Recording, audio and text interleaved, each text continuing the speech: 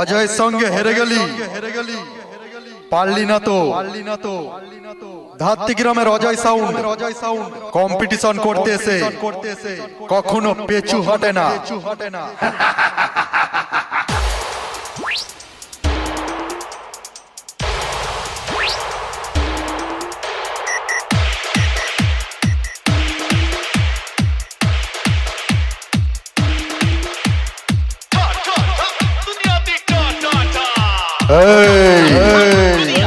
আমি পাহাড় হয়ে দাঁড়িয়ে আছি, তোদের মধ্যে কারো দম থাকলে আমাকে সরিয়ে দেখা।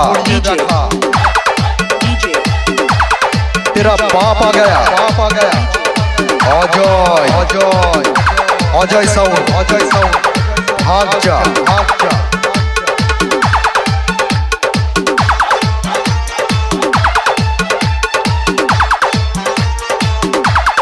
Johir.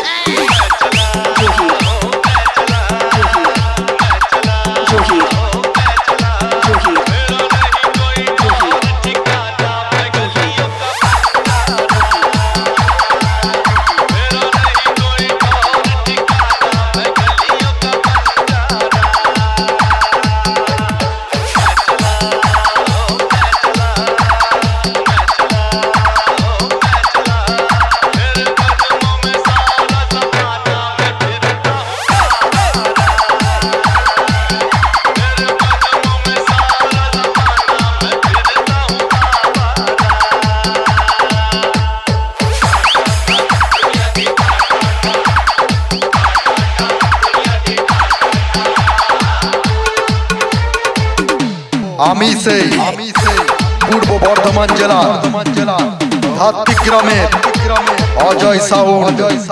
जो हमें मिटाने का ख्वाब देखते हैं, हम उन्हें नींद में से जागने से पहले ही मौत की नींद सुला देते हैं।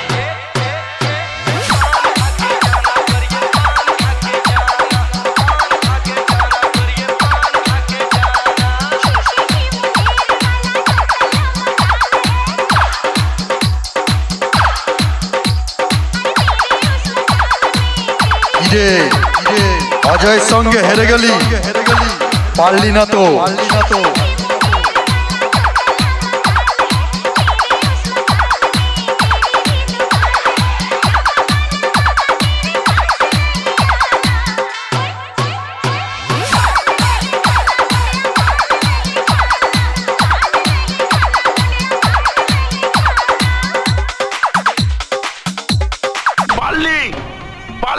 আমাকে আটকে রাখতে আরে তুই কেন, তোর বাবারা কোনোদিন আমাকে আটকাতে পারেনি, বুঝেছিস?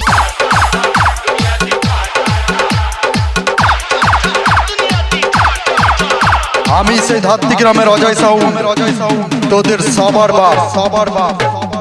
ধাত্রীগ্রামের অজয় ঢুকছে, রাস্তা ক্লিয়ার করে দে। Audio mix Ajay recording Dhatrigram Purba Bardhaman. কিরে হেরে গেলি?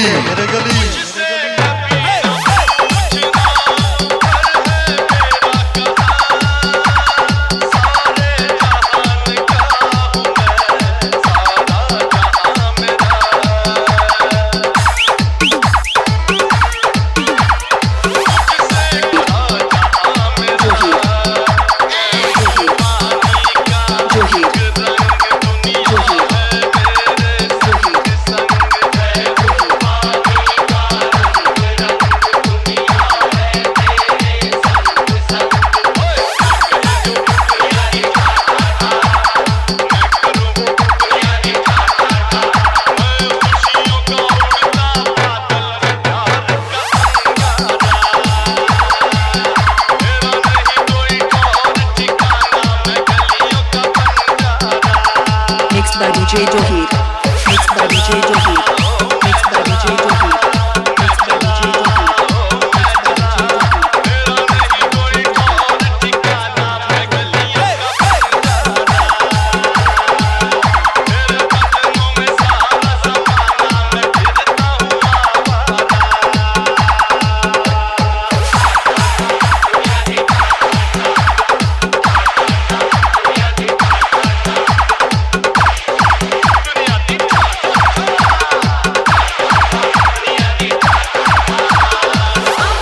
অজয় সাউন্ড